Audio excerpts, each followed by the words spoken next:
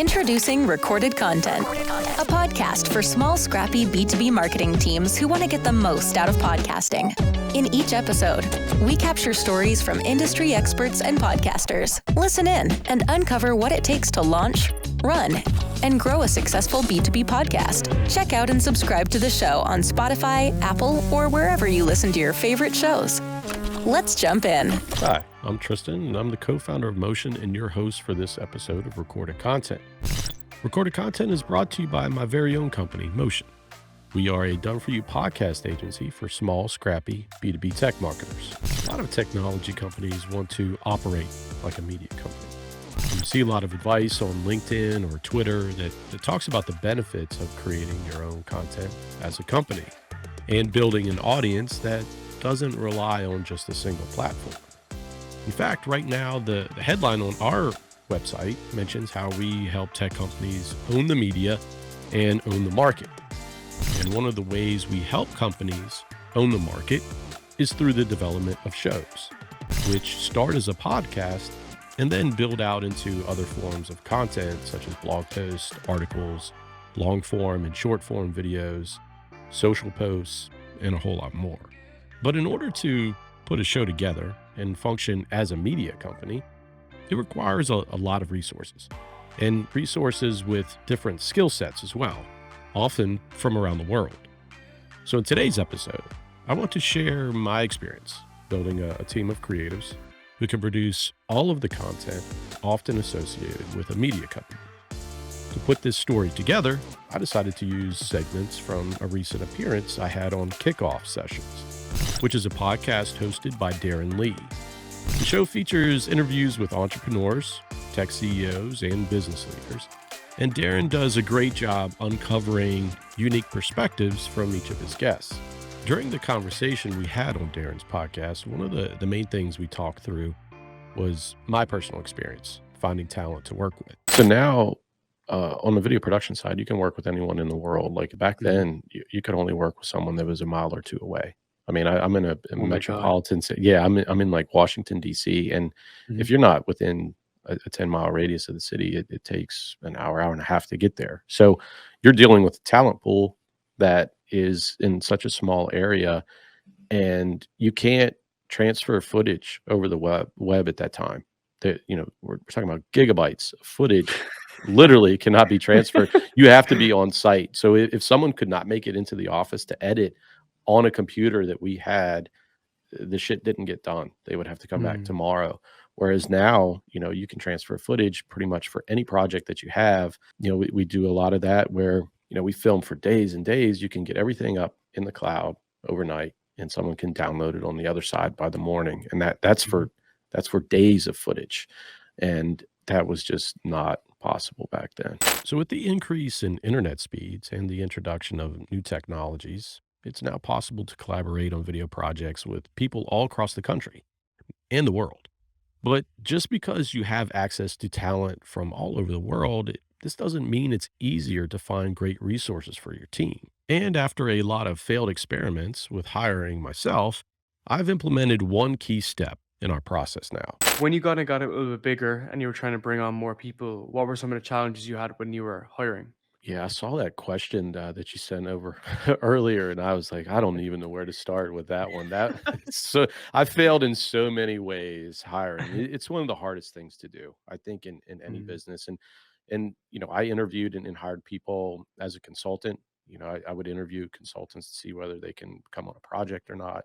I did it when I was building my company, and it's something that is just very hard to figure out if someone is going to be a fit with just like 2 30-minute conversations. It's really hard.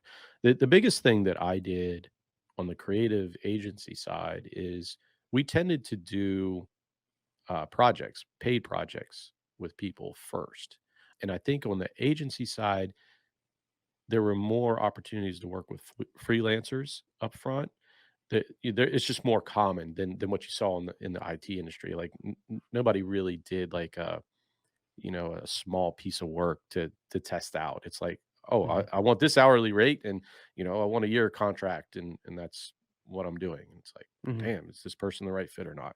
On the creative agency side, and developing video content, we could always craft out a project and say, hey, we need to fill in this gap. We need some editors down the road. We got a lot of projects. We're going to have to probably hire someone full time in maybe a month or so. So let's bring someone in maybe 1 to 2 days a week. Let's have them work on some of these low risk projects.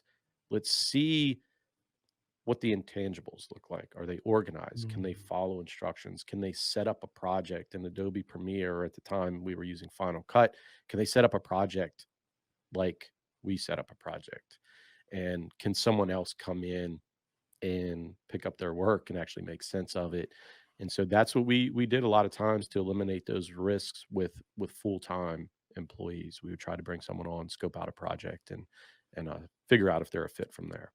Test projects are a big part of what we do at Motion, whether it's finding someone to fill a full-time role or a part-time creative role.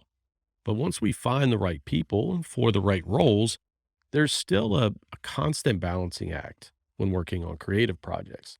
And I've found that whether you're an agency or if you're managing an internal team, this struggle is always at the heart of your creative process. So, Darren and I talked about what's unique about balancing your workload as a creative agency and how this impacts the way we sell our own services to technology companies.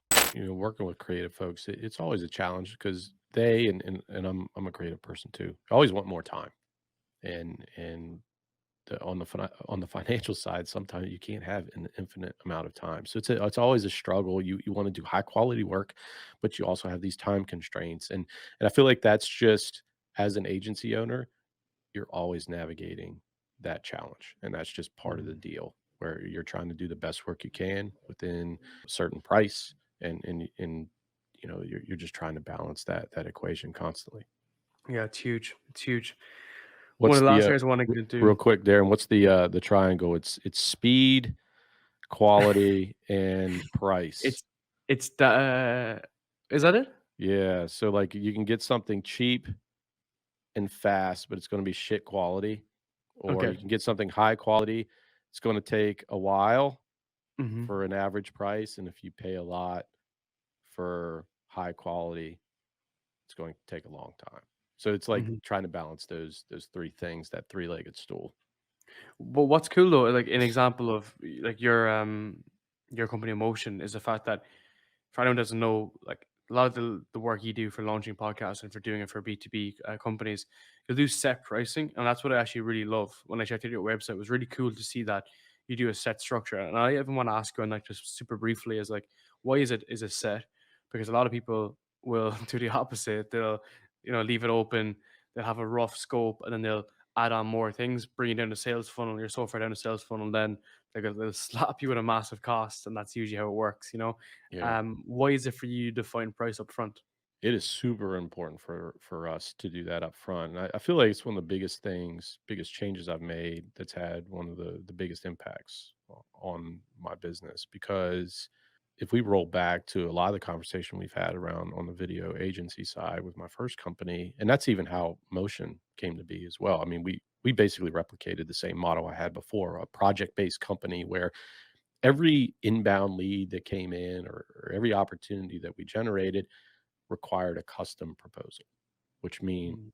which meant that we needed a salesperson. And so in the early days, it was me. I was doing all these proposals myself, custom proposals, and I built a system for it. But Same. when we started to grow, which is how I met my current business partner in Motion, Justin Brown.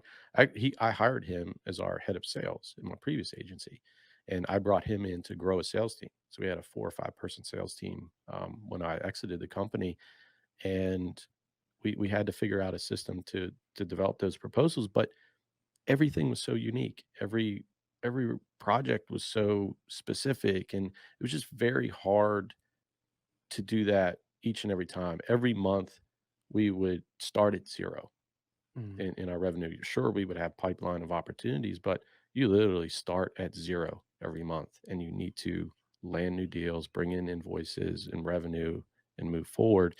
And so recurring revenue was always a goal of mine on the agency side, and that's why we totally revamped what Motion put together.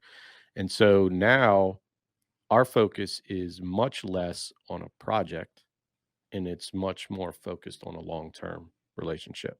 And that's why we develop our packages like we do now. We have a month-to-month agreement. I mean, you can sign up for us and you can cancel if you want, but we love to put our money where our mouth is and say, hey, we have to earn, your respect each and every month. Our goal is to have you never leave, but we want to give you that freedom up front. But in exchange, we're going to be very clear as to what we provide, and we want to build that relationship. And so when people are coming to us up front, we're not a great fit when someone's like, hey, I want to dip my toe into podcasting, I want to try it for a month.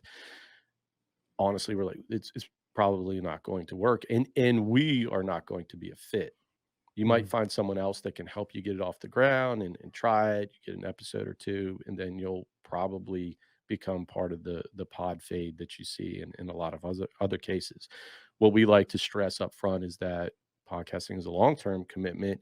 You can get a lot of short-term results and some impact right away, but you really start to get that compounding effect as you move forward. And so our whole pricing structure really reflects that mentality, and it's really worked out well for us. Whether you're building a media company internally or growing your own agency, it's important to find the right balance of resources and the proper amount of time to do the job properly. I've seen a lot over the years, and I've figured out a few things along the way. So hopefully by sharing some of my own experiences as a creative professional in this episode, you'll avoid some of the same mistakes I've made. Thanks for joining me on Recorded Content. I hope I see you again next week.